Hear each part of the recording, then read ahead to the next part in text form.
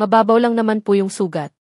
Hindi na po kailangang tahiin pero siniguro ko po na nakasara na yung sugat para hindi na dumugo. Paliwanag ng maid sakin. Sorry Yuri. Hindi niya tinawagan si Kiefer pero tumawag siya ng mga maid na tutulong sakin. Nakaka-guilty tuloy, bad trip. Salamat po. Sabi ko at nagpilit ng ngiti sa kanila. Umiti din naman sila sakin. Pakihintay na lang po si Young Master dito. Sabi pa nila at umalis na. Naiwan akong mag-isa sa parang mini-clinic nila. Nakatanga at nanlalambot. Tinignan ko yung apron ko na may dugo na. Wala na. Hindi ko maintindihan kung bakit nangyayari lang yun sa sariwang dugo. Ano ba talaga nang mali sakin? May bahagya ng kumatok sa pinto kaya napatingin ako dun. Si Yuri, malungkot ang mga mata niya. Nahihiya ako sa kanya. Dapat hindi ko na sinabi na tawagan niya si Kiefer. Okay na sugat mo? Tanong niya at lumapit sa akin. Tipid na tango ang sinagot ko sa kanya. Napayuko din ako dahil sa hiya. Sorry. Hindi ko dapat sinabi yung kanina. Nanguha siya ng bangko at naupo sa harap ko. Hinawakan din niya yung dalawang kamay ko. Okay lang. Pero sana ipaliwanag mo naman sa akin yung nangyari kanina. Pakiramdam ko wala ako nang alam sa'yo. Napakagat ako sa ibabang labi ko. Kasalanan ko to noon pa dapat ako nagsabi sa kanya. Paano na lang kung kasal na kami at wala pa rin siya ng alam? May alam ka naman tungkol sa akin. Hindi nga lang lahat. Natatakot kasi ako nang sabihin sa'yo sa inyo. Kasi kahit ako hindi ko maintindihan yung nangyayari sa akin. Paliwanag ko. Hindi naman masama nang magsabi. Ano nang malay mo, baka kaya kita ng tulungan na alamin yun. Tama siya. Matagal ko nang inaalam sa sarili ko kung ano to pero wala naman ako nang napapala. Baka nga matulungan niya ko. Yuri kasi di. Panimula ko at huminga ng malalim. May mali sakin. Tinignan niya ako sa mga mata at hinintay ang sasabihin ko. Kaya kapag nakakita ako ng dugo, may kakaibang nangyayari sa akin. Nung una akala ko phobia lang sa dugo pero nung tumagal iba na. Nawawalan ako ng malay sa pagkakatanda ko. Pero sabi nila kumikilos ako. Gumagalaw at nagsisimula ng manakit ng iba. Pagtutuloy ko, kita ko ang interes ni Yuri sa pakikinig sa sinasabi ko. Ayoko na sana ng salita pero alam kong dapat ko na tong sabihin sa kanya. Kahit ano nang pilit ko, hindi ko matandaan na nanakit ako ng ganun. Wala nang kahit ano di. Kusa na lang bumagsak ang mga luha ko nang hindi ko namamalayan. Hindi ko alam kung saan ko nakuha yun. Basta nagsimula nang mangyari yun nung kidnapin kami ng tatay ni Aris, nasundan pa nung mag-away kami ni Cyrus at yung huli. Yung kay Ram. Pero sabi ni Kiefer, pinatulungan niyo daw si Ram. Sabi ni Yuri. Umiling ako. Yun ang usapan namin na sasabihin namin sa inyo. Pero alam ni Kuya Angelo at Aris yung nangyari. Sinabi niya at nagbabasakali na may alam sila. Pero wala. Alam ni Kiefer. Kaya ba gusto mong tawagan ko siya? Nagnod ako bilang sagot. Pinagmasdan ni Yuri yung kamay ko nang may sugat. Tumahimik din siya at para nang nag-isip. Kaya kung ayaw mo na sa akin dahil dun. No, don't say that. Putol niya sa sasabihin ko. I love you, Jay. No matter what happened or what you do, will and still love you. Pero paano kung don't think anything? Wag na wag kang mag-iisip ng kahit ano. Please. Napilitan akong magnod sa kanya. Pero sa totoo lang, maraming naglalaro sa isip ko. Paano kung maulit yun at saktan ko siya? Ano nang gagawin ko? Tumayo siya at lumapit sa akin. Hinawakan niya yung baba ko at bahagya ng tinaas para makaharap sa kanya. We will figure this one out. You trust me, do you? Tanong niya. Tipid na tango ang sinagot ko. Umiti siya sa akin. Now, can kiss you. Ano? Hindi na ako nakasagot. Kuwari pa siya nang nanghingi ng permiso, palapit na yung labi niya sa akin. Ayos din to Wala naman ako ng dahilan para tumanggi. Pinikit ko na lang ang mata ko. Hinintay na. Dumampi sa akin ang labi niya. Walang gumagalaw, kulang na lang pati paghinga namin pigilin ko na. Aaminin ko. Ayoko nang matapos ang oras. Hindi ko alam kung bakit pero ang alam ko lang. Komportable ako sa tabi ni Yuri. May ilang segundo ding nakadikit ang labi niya sa akin hanggang sa unti-unti niya nang galawin yun. Hala siya. Teka lang. Sinubukan kong humiwalay sa halik niya pero hinawakan niya agad yun batok ko. Napahawak na lang ako sa dibdib niya pero kahit yun hindi rin siya napigilan. Anak nang. Wala ako nang nagawa kundi ang tumugon sa mga halik na yun. Sa hindi ko maintindihan. Na dahilan. Kahit hindi marahas ang halik niya sa akin, may bahagi ko ang nagsasabing. Tumigil ako. Hindi sila pareho ni Kiefer syempre dahil magkaibang tao sila. Pero kung tutuusin mababaw lang humalik si Yuri. Matamis, gentle at puno ng feelings. Bagay na hindi ko maramdaman kay Kiefer. Pero bakit yung halik pa rin niya yung naiisip ko? Lakas loob kong hiniwalay ang labi ko sa kanya. Naghabol kagad ako ng hangin at napayo ko. Bakit? Tanong ni Yuri. Sorry, T. Hindi ka komportable? Nabigla ba kita? Ayaw mo ba ng ganito? Sunod-sunod niya ng tanong. Umiling kagad ako. Ayokong mag-isip siya ng ganun. Hindi naman sa ayaw ko. Oh, wala. Meron lang ako nang naalala. Sagot ko. Kagad niya akong niyakap. Mali siguro yung timing ko. Sorry. Bago pa man ako makapagsalita para sagutin siya. Natigilan ako, napatingin sa banda ng pinto dahil sa isang bata ng babae. Naka-full bangs at saksakan ng puti. Multo. Why are you eating Yuri's face? Tanong niya sa akin. Agad na humiwalay si Yuri at gulat na tumingin dun sa bata. Yoichi! Sigaw ni Yuri. Agad namang tumakbo yung bata ng Yoichi palabas ng mini-clinic.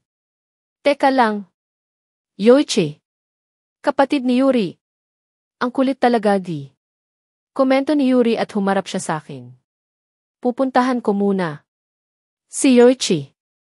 Makakapunta ka na siguro sa kwarto ko mag-isa, di ba? Hindi. Yata. Mumiti naman sa akin si Yuri at agad na pinuntahan si Yoichi. Naiwan akong nakatanga. Sa kawalan. Ito yung tama, si Yuri na dapat dahil pumayag ako nang magpakasal sa kanya. Pero may bahagi ko pa rin na nagsasabi ng mali. Kapag si Kiefer ang kasama ko, buong isip ko ang kumokontra at nagsusumigaw ng mali. Pero ayaw makisama ng katawan ko. Napapano ba ako? Ano bang gagawin ko? Naguguluhan ako. Sobra. Huminga ako ng malalim at naglakad na papunta sa kwarto ni Yuri. Hindi ako sigurado. Sa dinadaanan ko. Naaalala ko pa yung ibang daan pero hindi lahat. Basta may hagdan pataas. Dahil yun lang ang naalala ko, lahat ata nang makita kong hagdan inakyatan ko. Nakakaapat na hagdan na ako nang makita ko yung tama ng daan papunta sa kwarto ni Yuri. Success! Wala naman ang pinagbago ang kwarto niya. Except dun sa kortina na dating nakasara. Nakabukas na ngayon at kita nang kita yung malaking balkonahe niya. Pagkakataon ko nang ilibot yung sarili ko sa kwarto niya. Hindi ko nagawa dati kasi sinusungitan niya ko. Lumapit ako sa study table niya. Napatingin ako sa mga picture frame. Mga picture lang niya at ng pamilya niya. Meron ding class picture nila ng mga section A. Last year siguro to. Tumingin pa ako at yung mga libro agad ang umagaw sa pansin ko. Ang sipag mag-aral. May internet naman pero nagtataga sa libro ang luko. Bigla na lang may pumasok sa kwarto. Akala ko si Yuri pero yung mga maidlang pala. Dala nila yung niluto namin ni Yuri. Nagdala na rin sila ng pitchel na may juice at mga utensils. Makakain pa ba ko nito? Binaba nila yun sa coffee table malapit sa glass door ng balcony ng kwarto. Nang matapos sila, humarap sila sa akin at yumuko bago tuluyan ang umalis at iwan ako. Bakit feeling ako ayaw sa akin ng mga maid nila Yuri? Hey, T. Tawag ni Yuri sa akin na kasalukuyan ang nakatayo sa pinto. Nainip ka ba? Hindi naman. Nakita mo si Yoichi? Nasa kwarto na siya. Sagot niya sa akin. Nagnod lang ako. Naging tahimik kami pareho. Napapaiwas na lang kami pareho ng tingin at ang awkward nito. It's you. Gusto mo nang kumain? Tanong niya sa akin sabay turo sa mga pagkain. Si JT. Agad naman siya nang lumapit sa coffee table at naghain ng pagkain. Ako naman bumalik. Sa study table niya. Naningin din ako sa bookshelf niya. Isang libro ang umagaw ng pansin ko. Photo album. Ang nakalagay kahit hugis at kakulay ng luma ng libro. Pwede kong tignan to. Tanong ko kay Yuri. Sige lang ni. Kinuha ko yung libro at mukha ng design lang yung cover. Pagbukas, puro picture. Talaga. Taray ng photo album na to. Naupo ako sa tabi ni Yuri at binuksan yun sa harap niya. Picture ni Yuri nung bata. Siya yung bumungad sa akin. Ha ha ha ha. Ikaw to. Tanong ko habang nakaturo dun sa bata nang umiiyak. Don't look at that. Skip. Utos niya. Kaya lang natatawa kasi ako itsura niya. Mukha nang napikon siya dun at siya na naglipat. Nang pahina hanggang sa gitna ng album. Epal. Tinitignan ko eh. Makikita mo lang yung mga kahihiyan ko. Sabi niya. Wala naman ako nang nagawa kundi tignan yung part na binuksan niya. Picture niya yun. Banda ng elementary. Nilipat ko yun at bumungad sa akin ang picture nila ni Kiefer, Percy at Aris. Mukha silang masaya sa picture except syempre, kay Kiefer na seryoso yung muka. Nakangiti din si Aris habang nakaakbay sa kanya si Percy. Tinignan ko pa yung iba. Merong nagbike sila Yuri at Aris, nakaangkas naman. Sila Kiefer at Percy sa likod nila. Meron din na naka-school uniform sila. Karamihan sila ng 4 na nakangiti at halata ng masaya. May nakita pa akong nakapangsakristan sila. Nag-serve kayo sa simbahan? Tanong ko. Pinasok kami ni Angelo sa pagsasakristan. Baka daw tumino na kami. Paliwanag niya habang kumakain. Ano nang nangyari? Pinaalis din kami agad. Paano sinuntok ni Kiefer yung sakristan mayor? Dito hahaha. Sira ulo talaga. Tumingin pa ako ng picture.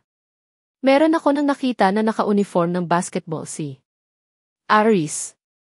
Ang alam ko nga naglalaro siya dati pero huminto siya sa hindi kialam na dahilan. Meron din si Percy at Kiefer na nakasuot ng baseball uniform. Teka lang. Naalala ko si Kiefer nung binato nila ko ng bola sa gift yung paraan niya ng pagbato kaya pala ganun. Nilipat ko yung pahina. Isang picture lang ang nakalagay dun. Nag-iisa at natatangi. Hawak ni Percy yung camera o cellphone. Nasa loob sila ng sasakyan at mukhang nakapatong sa harap malapit sa manibela yung ginamit panguha. Si Aris ang nagmamaneho. Tulog si Kiefer at tanging si Yuri at Percy lang ang nakatingin sa kamera. Pero hindi sila nakangiti. Ang bigat sa pakiramdam ng picture na to. Yan ang huling picture namin na magkakasama. Ayoko nang magtanong. Ayoko kahit gusto ko. Ang gulo pero ayoko talaga. Ayokong buksan yung topic ng aksidente. Kahit katinang-katina kong malaman yung totoo. Alam ko na yung ilang part pero yung kabuuan. As in boo. Ako na intrimitida. Andito na tayo eh. Sabi niya at hininto ang kotse sa harap ng bahay namin. Susunduin ba kita bukas? Wag na siguro. Sabay kami ni Sin, hindi pa rin niya alam. Paliwanag ko. Okay. Maybe next time. Umiti na lang ako sa kanya. Bubuksan ko na sana yung pinto ng kotse pero bigla niya kung hinawakan sa braso. Teka lang ni. Sabi niya. Bakit? Tanong ko. Bigla na lang siyang umuso at pumikit. Napataas na lang ang isang kilay ko. Gusto mo nang humalik sa kamao ko? Tanong ko at bigla na lang niya ako nang tinignan ng masama. Isa lang. Inis na sabi niya. Nakakarami ka na kaya? Bumabawi lang ako. Bumabawi? Ano namang binabawi mo? Taka kong tanong sa kanya. Kasi. Si Kiefer, marami ng beses ka nang nahahalikan pero ako. Ilang beses pa? Lang. Paliwanag niya. Nakaramdam agad ako ng inis sa sinabi niya. Ang dating kasi sakin, nakikipag. Paligsahan siya. Ano nang ibig mong sabihin dun? Seryoso ng tanong ko. O wala naman. Naiinggit lang ako. Parang bata niya ng sagot. Parang kang bata. Saka hindi paligsahan to. Inis na sabi ko. Sorry, T. Oh. Nang matahimik ka. Alok ko habang nakaamba ng yakap. Agad naman siya nang umiti at yumakap sakin. Sinulit naman ng luko, medyo matagal. Bago siya humiwalay sakin. Binuksan ko yung pinto ng kotse at bumaba na. Hinintay ko muna siya nang makaalis. Bago ako lumapit sa gate namin.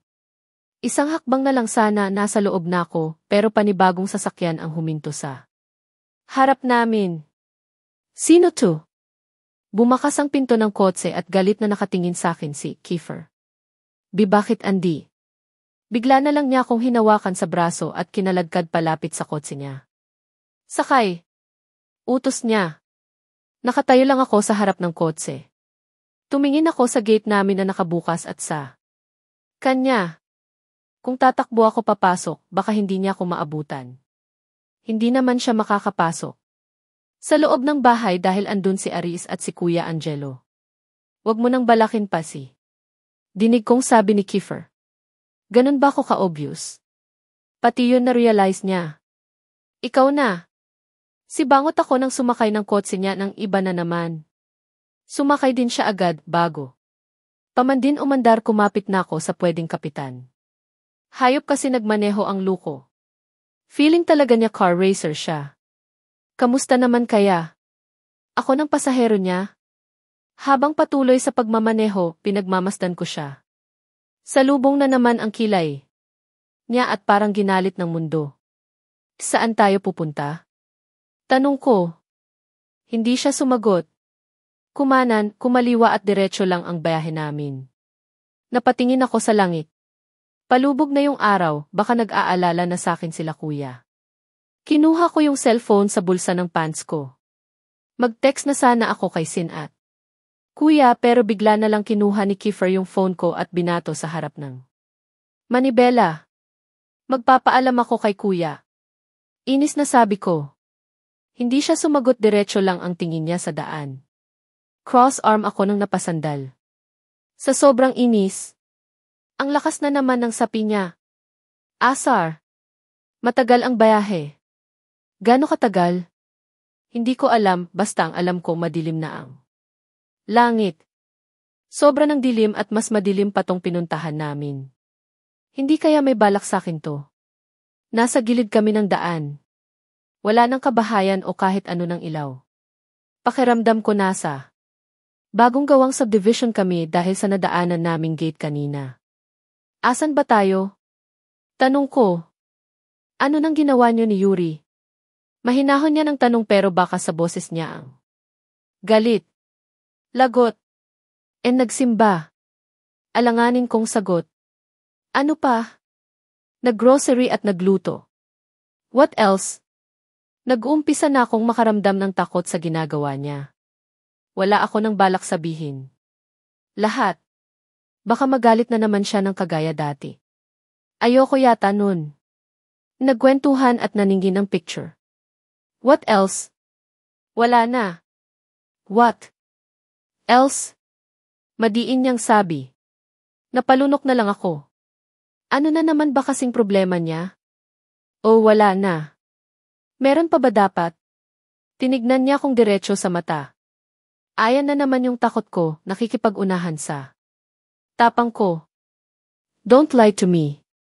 Sabi niya. Napatingin na lang ako sa ibang direksyon at huminga ng malalim. Kingina naman kasi. Nag-kiss. Hindi ko natatapos ang sasabihin ko. Bigla na lang siya nang lumabas ng kotse at halos. Ibalibag niya ang pagsara ng pinto. Pakiramdam ko nayanig yung kotse sa ginawa niya. Nakatayo lang siya at nakatingin sa kung saan. Nakatalikod siya sa akin at kita ng kita. Ko ang makailang beses niya ng pagsuklay sa buhok niya. Nakagat ko na lang ang ibabang labi ko. Sobrang dilim sa labas at tanging ilaw lang. Ng kotse ang nagiging liwanag namin. Napilitan ako ng lumabas ng kotse. Bahagya ako nang lumakad palapit sa kanya pero napahinto ako nang bahagya siya nang lumingon sa akin. Kiefer D.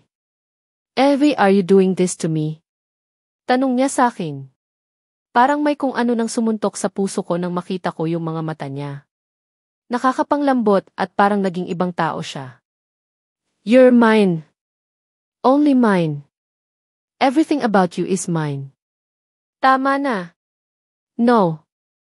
I'm not. Hindi ako gamit, Kiefer. Hindi mo ko pagmamay-ari. Mahinahon kong sabi. Kailangan ng ihinto to, dapat tumigil na siya o kami. Really? Because you like Yuri. Tumigil ka na.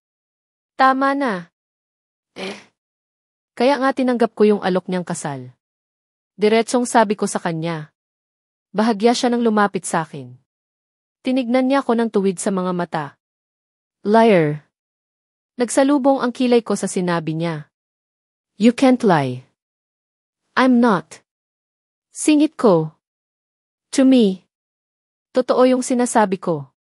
Pagdidiin ko. And yet you responded to Gin's kiss that night. Mapait niya nang sabi. Don't open that topic. Ayoko nang maalala yun. You responded to Jim by touch and you moan his name. Tapos sasabihin mo gusto mo si Yuri. Ako. Ano ako sa'yo? Hindi. Ayoko nang pag-usapan yun. Pagkakamali lang yun. You almost give yourself to me. Sige nga. I'll become that Yuri gas tea baby. Like? Galit na dagdag niya. Hindi ko na napigilan pang umiyak. Sunod-sunod na bumagsak ang mga luha ko. Hindi gag sigurado nararamdaman ni. Pero alam kong iyon yung tama. Yuri dile dapat. Pagkakamali lang muntik di kong bumigay sayo. Galit na sabi ko. You choose Yuri. Because of that freaking engagement. Hindi. Then pinunasan ko muna yung mga luha ko at ilang beses din ako nang naghabol ng hangin. Sobrang bigat ng dibdib ko. Hindi ko alam na aabot pa kami sa ganito. Kasi yun yung tama. Hindi ko kaya nang isipin o makita na masasaktan ulit si Yuri. Sa pareho ng dahilan. Napasandal na lang ako sa kotse sa panlalambot ng tuhod. Kaya kahit hindi ako sigurado, tinanggap ko. Gusto kong maranasan niya ng maging masaya. So you chose to sacrifice your feelings. Mahinahon niya ng tanong. Hindi ako sumagot. Napaupo na lang ako sa sahig habang patuloy sa pagpunas ng luha. Si Yuri na naman. Sabi niya dahilan para mapatingin ako sa kanya. So genius kid. The good boy, the hero of Hanamichi. Yuri who loved and cared you right too. Lot of people Bahagya siya nang naglakad palayo at tumingin sa langit. Kita ko yung frustration niya sa bawat kilos na ginagawa niya. Is it about him again? Lagi na lang ba? Nung akala naming patay si Percy. Siya ang unang inalala nila sa amin. Pero ako? Ano? Nothing. Wala man lang nagtanong. Kung okay ako. Lahat na lang sa kanya. And now, even the woman that I love. Galit. Nasigaw niya. Hindi ko maintindihan yung sinasabi niya. May sama ba siya ng loob kay Yuri? Pinilit. Kung tumayo habang nakatingin sa kanya. Pero lalo akong nanlambot nang makita kong umiiyak siya. Kiefer. Me. Who don't have a mother give by side, a father who will guide me and I'm taking care of Ace by siblings for freaking so long. Wala man lang nagtanong kung okay. Ako, parang dinudurog yung puso ko. Hindi ko kaya nang makita siya ng ganito. Iba ng iba. Siya sa Kiefer na nakilala ko. Tama na. Nasasaktan ako. Pero siya na may galos, halos isugod nila sa ospital. Kulang na lang sambahin siya. Nang lahat. Dagdag niya pa. Hindi ko na hinintay na magsalita pa siya. Agad ako nang lumapit at niyakap siya ng mahigpit. Kasabay din nun ang pagbagsak na naman ng mga luha ko. Tama na. Please, D. Pakiusap ko. Wag naman pati ikaw. JJ. Sabi niya at yumakap din ng mahigpit sa akin. Please, D. Mali to. Mali ng mali. Pero hindi ko din pala kaya ng itama. Lagi kong sinasabi na. Dapat tumigil na kami pero paano ko gagawin yun? Paano? Paano? Lalo na kung masasaktan kami pareho. Ayokong magbitiw ng salita. Ayokong mangako. Dahil baka nga totoo yung sinabi nila. Sin, promise are meant to be broken. Pero sa sitwasyon namin ngayon, hindi. Hindi ako. Sabi ko at naramdaman ko ang paghinga niya ng malalim. I can't lose you. Sabi niya. Napapikit na lang ako. Wala na akong paki kung mali pa rin ba to, handa ako ng itama. To sa kahit ano ng paraan. I love you so much, JD. Kumapit ako ng mahigpit sa damit niya. Kakaiba sa pakiramdam kapag naririnig ko sa kanya yun, pero mas kakaiba pala sa pakiramdam kapag nasabi ko ng mahal din kita, Kiefer. Marami ako ng kinatatakutan. Sobra ng dami hindi ko na mabilang. Pero nagagawa ko nang harapin yung mga yun. Parang ngayon kaharap ko yung kinatatakutan ko. Si Kuya Angelo. Yuri said hinatid ka daw niya ng 5 oras 38 minuto dito. Sabi niya habang naka-cross arm. 5 oras 38 minuto ba yun? Parang mga 6 something na yun eh. Sabi ko, kwaring patay mali siya. Sa gusto niya nang iparating. Napataas ang isang kilay niya habang nakatingin sa akin. Ako naman tong umiwas. Alangan namang makipagsabayan ako ng titig sa kanya. 12 na ako nakauwi, medyo matagal pa kasi kaming nagdrama. Umiyak, nag-usap. At, nag-ano. Yung kisi-kisi. Hehehe. Akala ko pag uwi ko tulog na sila. Yun pala hinihintay ako ni Kuya Angelo. Hindi na. Kung nakapagdahilan kasi pala tinawagan na niya si Yuri. Saan ka galing? Mahinahon niyang tanong. Signal #1. Di dyan lang ni. Sagot ko. Saan yung dyan lang? Tumaas na yung tono ng boses niya. Signal #2. Saan nga ba yung dyan lang? Wala naman ako ng alam na lugar na bukas ng ganito ng oras. Except dun sa minimart na binibilan ko. Sa may minimart. Huminga ng malalim si Kuya at napahawak sa sentido niya. Galing dun si Aris. Bakit hindi kayo nagkita? Signal #3. Patay. Nagpupunta pala ng minimart ang isang yun? At ngayon pa talaga niya. Naisipan. Wiw. Tinaguan ko siya. Mabilis kong sagot. Wow. Ganda ng dahilan mo, Jay. Agad akong tinignan ng masama ni Kuya. Alam ko naman nakuha niya ng nagsisinungaling ako. Pero anong malay, baka makalusot. Mahirap bang sabihin kung saan ka galing? Galit na tanong niya. Signal #4. Ayan na ang delubyo. Yari ako nito. Tignan mo nga yung oras. Uwi ba ng matinong babae yan? Nakayuko lang ako habang kinakagalitan niya. Alam ko naman yun pero kasalanan kasi. Talaga nung hari ng mga ulupong. Yung pwede ko lang sana sabihin sa kanya yun. Pero syempre, hindi.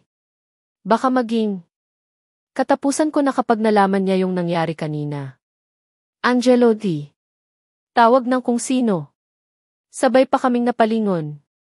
Si Tita Gemma at naglalakad palapit sa amin. Gabi na. Bukas ka na lang manermon. May pasok pa yan. Utos niya. Maya-maya makailangan lang kami ng magkalinawan nito. Sabi ni kuya sabay tingin. Sa akin ang masama. Bukas na nga di. Pagpipilit ni tita. Tinignan niya ko at sinenyasan na lumapit sa kanya. Tara na. Yaan mo na yang si kuya mo. Agad naman akong lumapit kay tita. Hindi ko na tinignan si kuya dahil alam kong tutunawin lang ako ng titig niya. Hinatid ako ni tita hanggang sa harap ng kwarto ko. Matulog na. Bukas na lang tayo mag-usap-usap. Sabi niya sa akin at naglakad na. Paalis. Dahan-dahan kong binuksan yung pinto ng kwarto, alam ko kasing tulog na si Sin. Hindi naman ako nagkamali dahil ang lakas ng hilik niya. Pagpasok ko sa loob bigla na lang tumunog yung phone ko. King Ulupong calling. Sinagot ko yun pagsara ko ng pinto. Hello T. Kinagalitan ka? Ay sasal. Pero bukas na lang daw kami mag-usap. Sasabihin na ba natin? Taka ako nang napatingin sa cellphone bago idikit ulit sa tenga ko. Sasabihin ang alin? Nabuntis ka na at tayong dalawa ang magpapasakal. Sabi niya at bigla na lang. Tumawa sa kabilang linya. Ang lakas talaga ng tama niya sa utak. Umayos ka nga. Sigaw ko. Agad kong tinakpan yung bibig ko. Nawala sa isip ko na natutulog na pala si Sin. Parang sira. Matulog ka na nga. Hindi pa ako pwedeng matulog. I have many things to do. Ano naman yun? Secret. I have to go.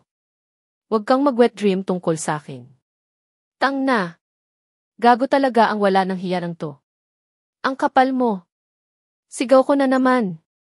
Wala na ako ng paki kung magising si Sin, binubwisit kasi talaga ako ng isang to. Malakas na tawa lang naman ang sinasagot niya sa akin. Para nang mali pa ata na umamin. Ako sa kanya. CJ. Good night in my life. I love you to infinity and beyond. Bigla na lang ako nang nanigas dahil sa sinabi niya. Nakagat ko na lang ang ibabang labi.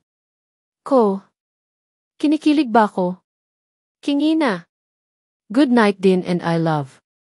Napatigil ako nang makita kong nakadilat si Siat. Nakatingin sa akin. Me. Agad kong pinatay yung tawag nang hindi na hinihintay yung sasabihin nung hari.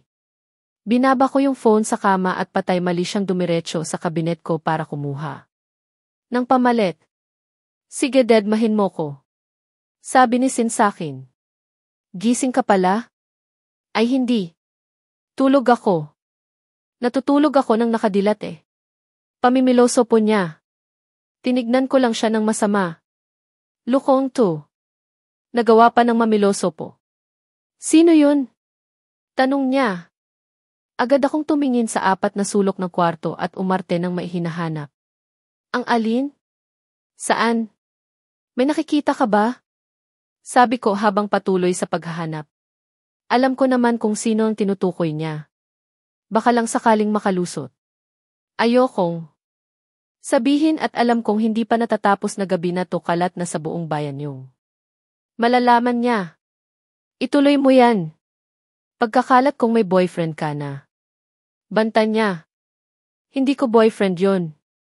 Pagkalat mo di. Mayabang kong sabi. Sino kasi yun? Pangungulit niya. Wala nga. Wala lang yun.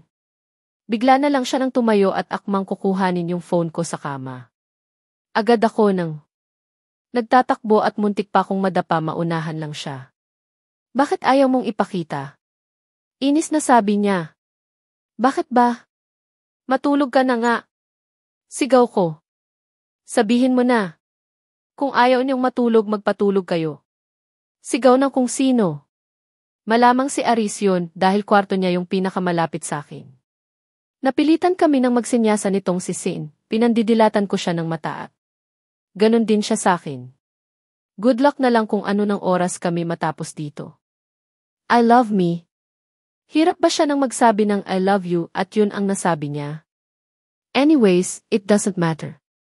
I heard her saying it once at wala nang bawian yun. She's officially mine. Pero hindi yun ang inaalala ko.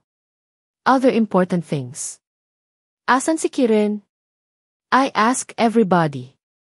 Bukas lahat ng ilaw sa bahay. Gising pa ang mga maid at butler namin. Alam kong may nangyari ng hindi maganda. Kuya, tawag sa akin ni Keegan. Nakatago si Kiren sa likod niya. He suddenly ran toward me and hugged me tightly. Umiiyak siya. It's okay. Kuya is here. I said, hugging him back. Saan ka ba nagpunta? Alam mong umuwi na ng Pinas si Dad pero pinili mo pa rin. Umalis ng bahay. Keegan said. Hindi ko siya sinagot. I look at everybody, they look exhausted. Everybody can go to sleep now. Thank you so much for protecting my brother. I said to them. They all bowed at me and walked away. One of the butlers stopped in front of me. Nagpadagdag na rin po kami ng security for your brother. Sabi niya. I smile and nod to him. Hinayaan ko na sila nang makaalis lahat. Naiwan kami ng tatlo. Keegan looking furious at me. What happened? I asked calmly. Dad went here. Kinukuha niya si Kiren. Buti na lang at marami kami dito. He said. Tinignan ko si Kiren na patuloy sa pag-iyak. Ayoko nang sumama sa kanya. I shook his head. No. Hindi kanya makukuha. Hangat nandito kami ni Kuya Keegan. Mo. I carry him and walk upstairs. Nakasunod naman sa amin si Keegan. Damn it. Hindi ko alam na babalik na sila agad. Nagpadagdag na sana ako ng security ko. Alam ko lang. Pare-pareho kami ng minor dito sa bahay. Nasa batas pa rin na kailangan nasa puder. Nang magulang or kamag-anak ang bata. Si Kiren talaga ang inuna niya dahil siya ang pinakabata sa aming tatlo. Pero hindi. Ako papayag. Dumiretso ako sa kwarto ni Kiren at inihiga siya sa kama niya. Nakatulog na siya sa mga braso ko. Paglabas ng kwarto si Keegan agad ang hinarap ko. Did he said anything? I asked. Nothing. What are your plans now? Malapit na akong magnegatibo 18. I almost have your and Kiren's legal rights. I said. And walk. Keegan follows me immediately. So, hihintayin lang natin yung birthday mo. Ganun ba? Kuya. Baka nakuha na nila si Kiren kapag dumating yung araw na yan. He said angrily. Stop walking and look at him straight in the eye. No. It will never happen. Seryoso ko nang sagot sa kanya. Sana nga matupad mo yung sinasabi mo. Naiintindihan ko si Keegan. Sino naman ang kuya ang papayag na mapunta ang kapatid? Niya na masamang kamay. Mabilis ako nang naglakad papunta sa office na katabi lang ng kwarto ko. Kinuha ko lahat ng papers na kailangan ko. Including copy of Henry Mom's last will and testament. Kailangan kong pag-aralan ang bawat nakalagay dito at katapat na batas nito. I need to fight back legally. Hindi pwedeng mapunta si Kiren sa kanya. Tapos ano? Gagawin din nila yung ginawa nila kay Keegan. And yet until now, wala pa rin ako ng alam sa ginawa nila sa kanya. I also get my phone and called my lawyer. Good evening, Isaac Ryder. Sorry for disturbing you. I just need to talk to you about something. About my legal rights. I'll surely become busy for this week. Mawawalan ako ng time sa school at sa maraming bagay. I just hope na walang mangyari ng hindi maganda habang wala ako. Wala pa man din pero naiisip ko na si JJ. Sana lang mabantayan siya ng maayos. Ng buong section A. Her words keep running in my mind. I can't help but smile. I love me. Hikab ni Sin habang naglalakad. Inaantok pa ako. Ako din. Kasalanan mo to. Ang kulit-kulit mo kasi. Inis na sabi ko sa kanya. Kung sinabi mo na sana agad sa akin kung sino yung ka-I love youhan mo, Eddie. Nakatulog na sana tayo pareho. Tinignan ko agad siya ng masama. Ang ingay kasi ng bunganga niya. Kagabi pa kami. Ganyan, hindi ko alam kung ano oras na kami natulog. Huwag ka nga maingay. Kainis to. Kaya ayokong sabihin sa'yo eh. Inirapan naman niya ko. Isumbong kita kay Kiefer dyan. Ha ha ha ha. Ay di sumbong mo. Tumuloy na kami sa paglalakad. Pagdating sa school, bumungad agad sa amin yung malaking tarpaulin sa harap ng main building. Schedule yun ng mga event sa school. Malapit na pala ang Valentine's Day. Pero bago yun, gaganapin muna yung retreat namin. Bakit sobra ng aga ata? It's too. Aga ng retreat. Baduy. Komento ni Si at nagtuloy na sa paglalakad. Sumunod naman ako sa kanya at nakasabay pa namin si Calix na mukha ng kakahatid lang. Kay Mika sa room nila. Anyari sa mga mata nyo? Tanong niya sa amin. Agad naman akong tinuro nito ng bata ng kumag. Kasalanan niya. Ano nang ako? Kakahiya naman sa kakulitan mo. Ikaw kaya? Ikaw? Uy. Talaga nandito pa kayo mag-aaway? Sita sa amin ni Calix kaya tumigil kami. Para kayong ewan. Nagtinginan kami ni Si at nagsenyasan na naman kami. Makailang ulit ko din siya ng pinandilatan ng mata. Naulit na naman yung ginagawa namin kagabi. Nakarating kami sa room pero bago pa. Man din ako makahakbang papasok kuminto na ako sa paglalakad. Bakit? Tanong nila sa akin. Umiling lang ako. Mauna na kayo. Meron lang ako titignan. Nagnod lang silang pareho sa akin at pumasok na. Ang totoo, hindi pa ako handa ng makita si Yuri. Nahihiya ako sa kanya. Sobrang nahihiya. Hindi ko alam kung dapat ko na bang sabihin sa kanya yung totoo o ano. Ayoko siya ng saktan pero ayoko din naman siya ng paasahin pa. Pero pananakit na rin kung hindi ko sasabihin sa kanya at paaasin ko siya sa wala. Siguro mas mabuti nang sabihin ko na sa kanya yung totoo. Pero hindi ko nga lang alam. Kung paano? Pag-iisipan ko muna siguro lahat. Ayoko siya nang biglain. Alam ko namang iisa lang. Yung resulta nung gagawin ko. Masasaktan pa rin siya. Pumasok na ako sa loob. Kagaya ng karaniwang sernayo. Nagkakagulo sila. Nagkakasatan, nagkukulitan, asaran, dedmahan at kung ano-ano pa. Nakaupo na si Yuri sa pwesto niya. Mumiti agad siya sa akin nang makita niya ko. Ganun. Din ang ginawa ko sa kanya. Bakit tumawag sa akin si Angelo kagabi? Bungad niya sa akin. Ha? Aano yun? Kasi. Alanganin kong sagot. Halata naman ang paghihintay. Niya sa sagot ko. Hindi kasi niya ako nakita agad. Akala niya magkasama pa rin. Tayo. Nagnod lang naman siya bilang pagtanggap sa sagot ko. Wiw. Paano ko kaya sasabihin? Napatingin ako sa upuan nung hari. As usual, wala pa siya. Malamang mamaya pa yun. Siya pa. Daig mga staff ng school sa oras ng pasok niya. Mas maaga pa nga yung mga staff at teacher eh. Pero hindi ko naman siya masisi. Siguro kasi inaasikaso niya pa sila Kaigan at Kiren bago siya pumasok. Ang hindi ko lang maintindihan. Kung paano niya napalayas ang papa niya sa bahay nila. Ang weird lang, dun lang ako nakakita or nakarinig ng anak na pinalayas ang ama. Paano kaya yun? Naalala ko din yung mga sinabi niya tungkol kay Yuri. Napatingin tuloy ako sa kanya. Nagbabasa siya ng notes at nagmamark down ng mahahalaga ng details sa lesson. Nagsiselos ba siya o naiingit kay Yuri? Kung sa bagay naman kasi buo ang pamilya ni Yuri compare sa kanya. Naiingit din siya kasi walang umaalala sa kanya pero naiintindihan ko naman kung bakit. Ang tibay niya kasi tignan, madalas ang inaalala ng tao yung mga mahihina tignan o. Kaya yung laging nangangailangan ng tulong. Kaya akala siguro ng marami hindi siya kailangang alalahanin. At yun din ang pumasok. Sa isip ko. Haay.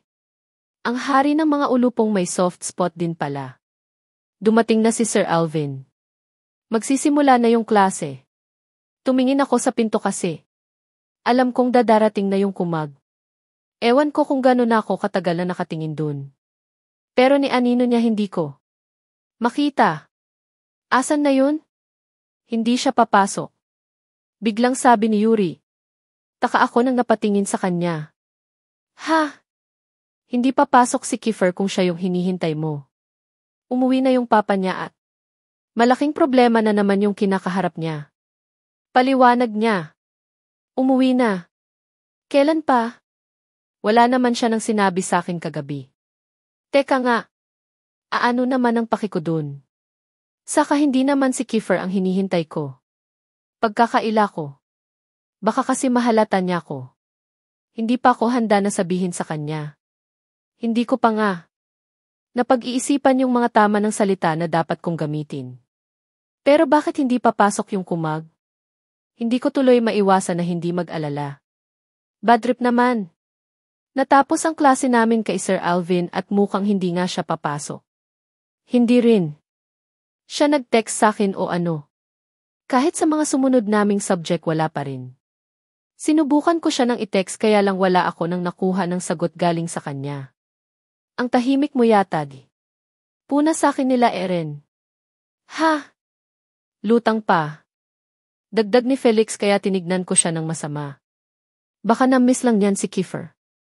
Pang-aasar ni Drew sa akin at sinundan ng malakas na hiyaw galing sa kanila. Bahagya akong napatingin kay Yuri na nakatingin lang sa notes niya. Alam kong nakikinig siya. Baka hindi si Kiefer ang na-miss niya. Singit ni Sin, baka yung ka. Itikom isiyang bibig Putol ko sa sasabihin niya. Lahat tuloy sila napatingin sa akin dahil sa sigaw ko. Bigla na lang tumingin ng nakakaluko si Sin sa akin. Bakit defensive ka? Mapang-asar na tanong niya. Ewan ko sa'yo. Naku. Ayaw pa sabihin. Sita ko sa kanya. Nag-uumpisa na akong mainis sa ginagawa niya. Binubuking niya ako sa buong klase. Masama pa nito, andito rin si Yuri. Kapag nalaman niya yun, katapusan na. Bigla na lang may nagmeow sa banda ng pinto. Otomatiko nang umikot si Sin para tignan yun. Si Eddie. Mabilis pa kay Sonic na tumakbo tong bata nang kumagpalapit sa pusa pero nakalayo na. Agad. Papatayin kita, Eddie. Sigaw niya. Hindi pa rin siya nakaka-move on. Hindi sabi Eddie ang pangalan niya. Sigaw ni Josh habang sumusunod kay Si at dun sa pusa. Hala! CJ! Maghabulan kayo ng dahil sa pusa. Naalala ko tuloy si Cecilio Susuman. Meron akong pusa. Ano ba yung sinasabi ni Sin? Tanong ni Felix. Wala yun. Nag-aasaran kasi kami sa bahay. Kamusta pala si Sin sa inyo? Tanong ni Eren. Ayos lang. Makalat lang. Tabi kayo ng matulog? Tanong ni Drew. Sa hindi ko maintindihan na dahilan.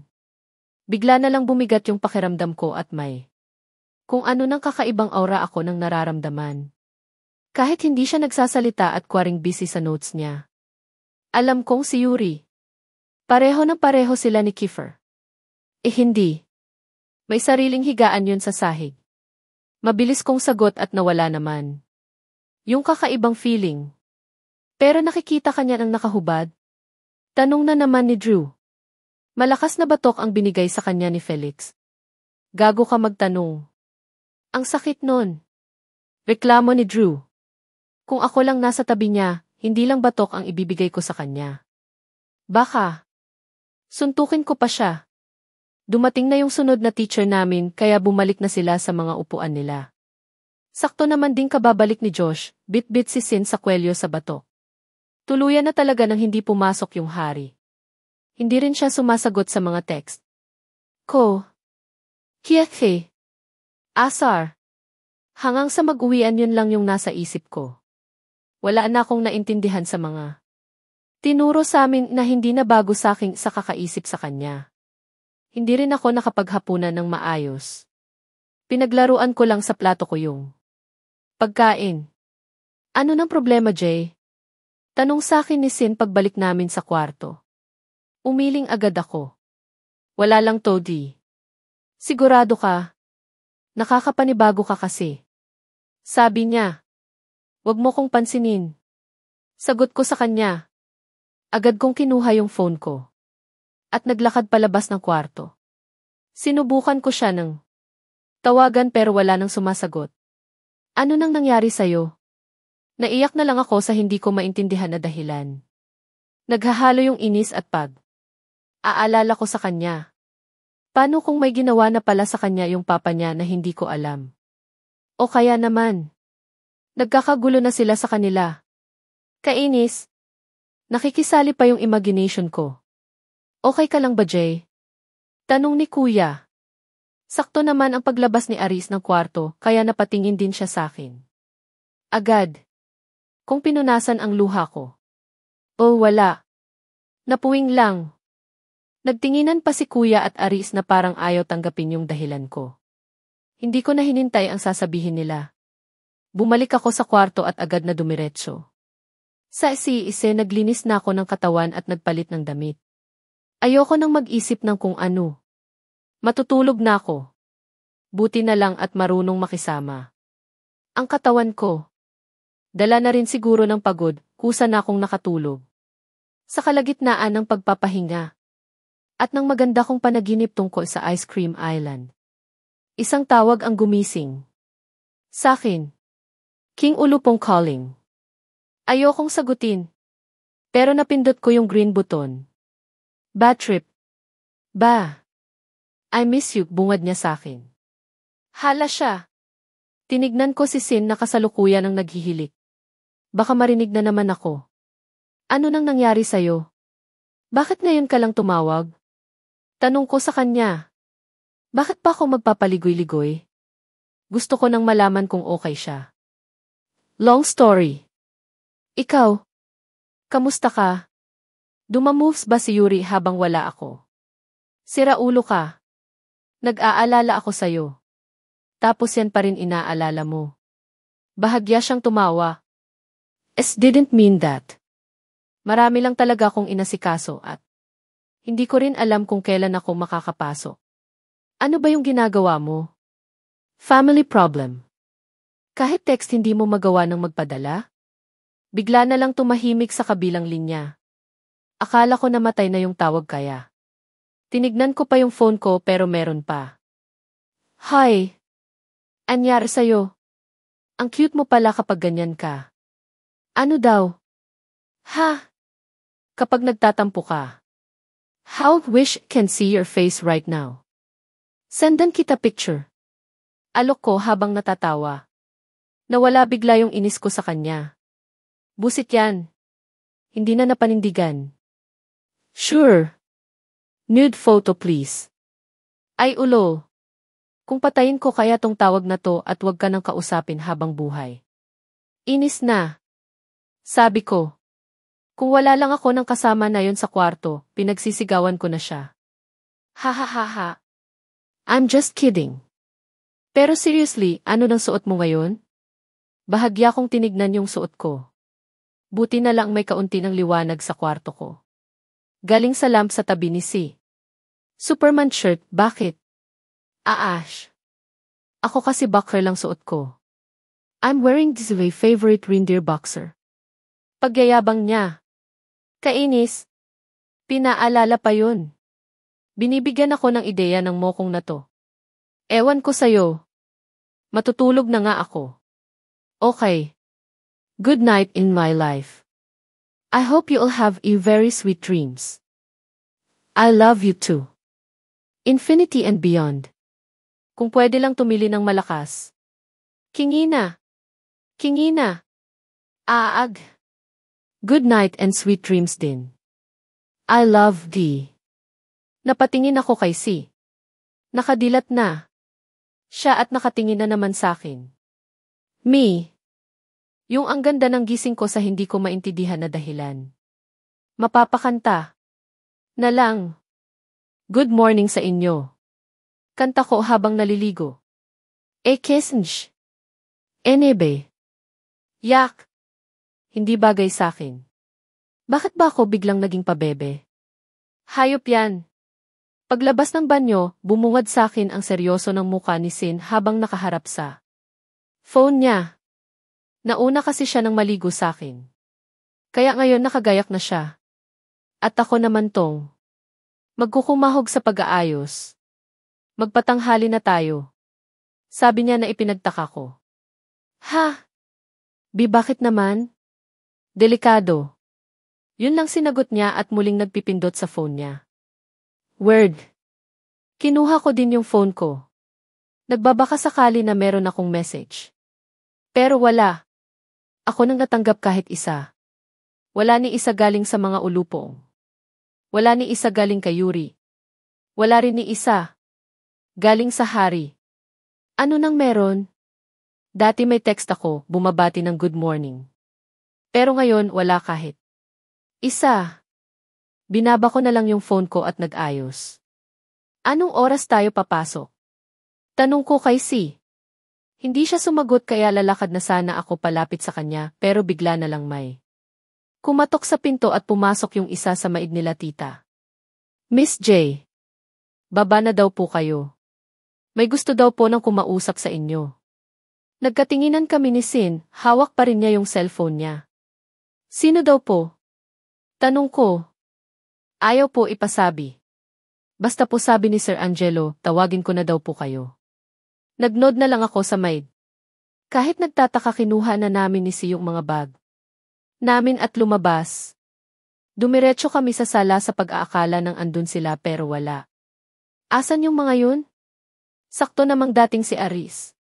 Nakatingin siya sa amin at parang may hinahanap. Asan sila mama? Tanong niya sa akin. Umiling ako. Hinahanap ko din sila. Agad na naglakad si Aris papunta sa kusina pero bumalik din siya agad. Mukhang wala. Din sila dun. Jay. May tao ata sa labas nyo. Sabi ni Si habang nakaturo sa gate. Unang lumabas si Aris at sumunod naman kami. Mukhang tama nga si Si at andito din. Sila Kuya Angelo at Tita Gemma. Puro kotse ng itim na sinamahan pa ng mga lalaking naka-black suite. Naka-shades at may kung ano nang nakapasak sa isang tenga. NBA. Tita I. Tawag ko kay Tita Gemma. Tinignan niya ko at agad na tinago sa likuran niya. Ano nang meron? Kahit si Aris. Nagtataka din.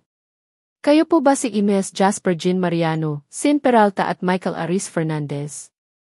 Tanong nung isang lalaki nang nakaitim na may hawak na papel. Nagtinginan kami ni Sin, pasimple siyang sumenyas ng wag sakin. Naiintindihan ko. Naman dahil hindi naman namin sila kaki. Kami nga. Bakit? Sagot ni Aris. Ampta. Wala talaga ng isip minsan tong si Aris. Nalusaw na yata ng pagmamahal niya kay Ella. Pinapatawag po kayo ng Watson family. Sabi nung lalaki. Bigla na lang binuksan nung isang lalaki yung pinto nung kotseng itim. Nanlaki yung mata ni Aris na makita si Ella sa loob nung kotse. Aris. Tawag ni Ella na halata ang takot. Bababa na sana ng kotse si Ella pero hinarangan siya ng isang lalaki. Napatingin ako. Dun sa ibang kotse.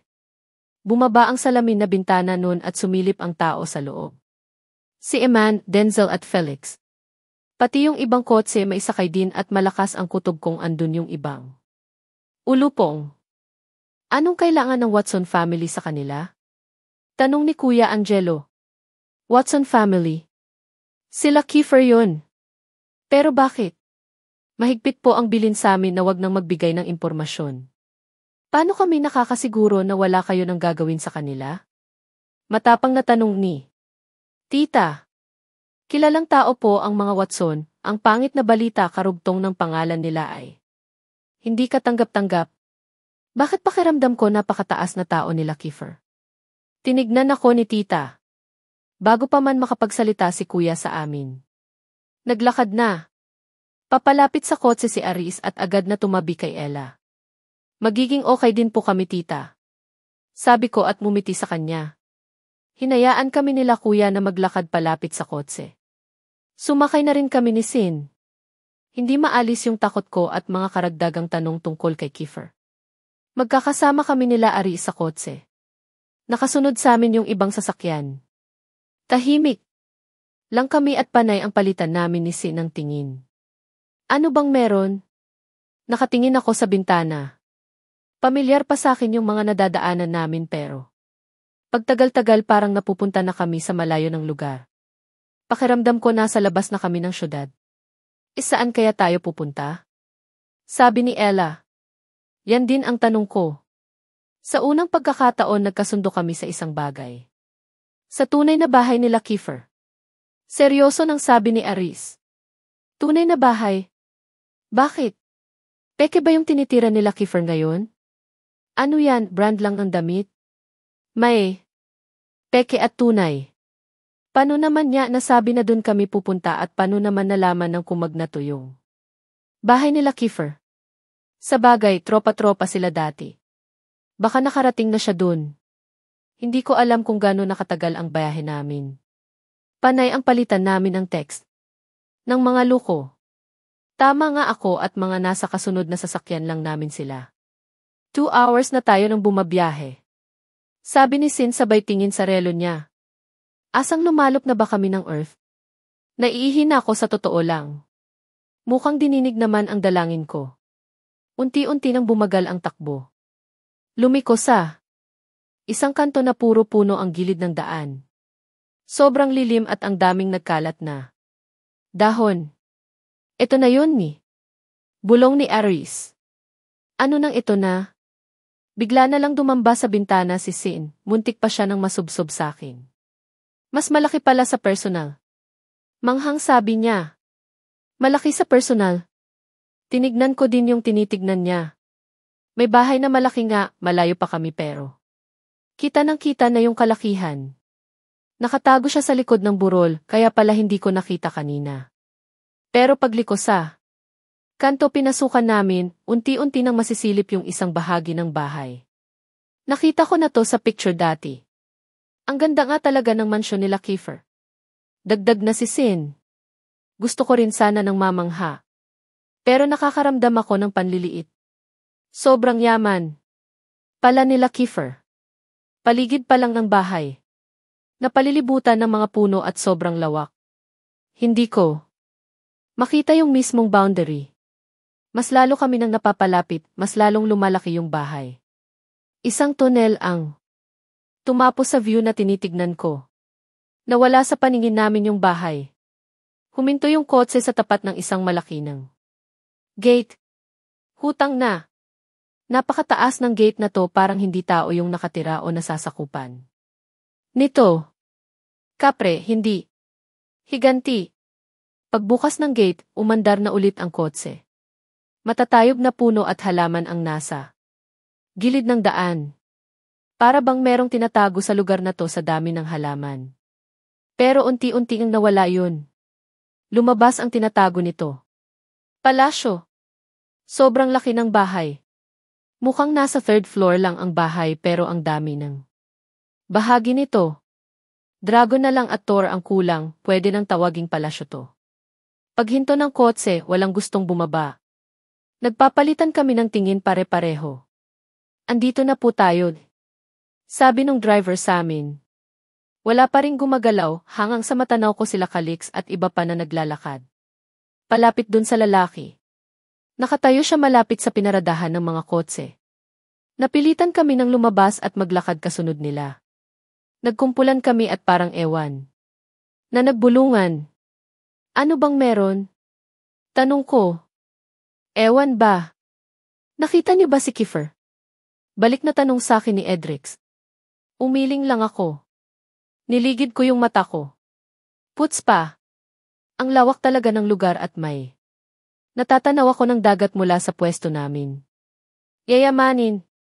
May ilang sandali pa kami nang nakatayo doon nang biglang bumukas yung malaki ng pinto. It's official, hindi talaga tao nakatira dito. Pati pinto malaki. Hayop! Unti-unti nang lumabas ang isang gwapo. Ang gwapong lalaki, artista ba to? Mukha. Siyang nasa 40 o mas bata pa. At ang laki ng pagkakahawig niya kay Daddy ni Kiefer. Sabi ni Sin. Nagpabalik-balik ang tingin ko sa kanya at dun sa sinasabi nila ng daddy ni Kiefer. Hindi nga. Hindi naman sa sinasabi kong pangit si Kiefer, kaya lang kasi. Alam mo yung may something kasi. Yung ano. Heist. Na nga. Sobrang gwapo at bata niya tignan. Para maging isang ama. Crush ko na ata siya. Lumapit sa amin si daddy ni Kiefer. Nakangiti pa siya sa amin at aaminin ko. Ang lakas ng dating niya. Good morning, T. Bati niya sa amin. Are we all complete? Napatingin ako sa mga kasama ko. Speaking of complete, wala si Yuri at Kiefer dito. Lumapit yung isang naka-black suit sa kanya at bumulong. Meron sila ng usapan sandali. Ano bang ginagawa natin dito? Tanong ko kay Sin. Hindi ko nga alam eh. Ang totoo, nag-text sa akin si Kiefer. Biling niya na wag daw. Muna kita nang papalabasin at mukha nang ito yung dahilan. Paliwanag niya sa akin. Kaya pala sabi niya magpatanghali na daw kami. And Watson eh. Tawag ni Aris. Lahat kami napatingin sa kanya. Close sila. Can you tell what do you need from us? Yun.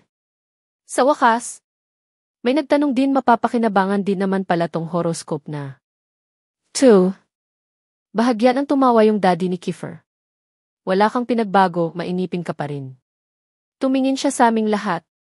I just want to have a lunch date with Eva Sons. Friends. Yung bigla na lang ako ng kinilig. Kasi naman, dumaan yung tingin niya sa akin nung. Sinabi niya ng lunch date. Inaaya ba niya akong mag-date? Bago man may magsalita sa amin. Malakas na ugong ng sasakyan ang narinig namin. Para. Bang nakikipagkarera. He's here.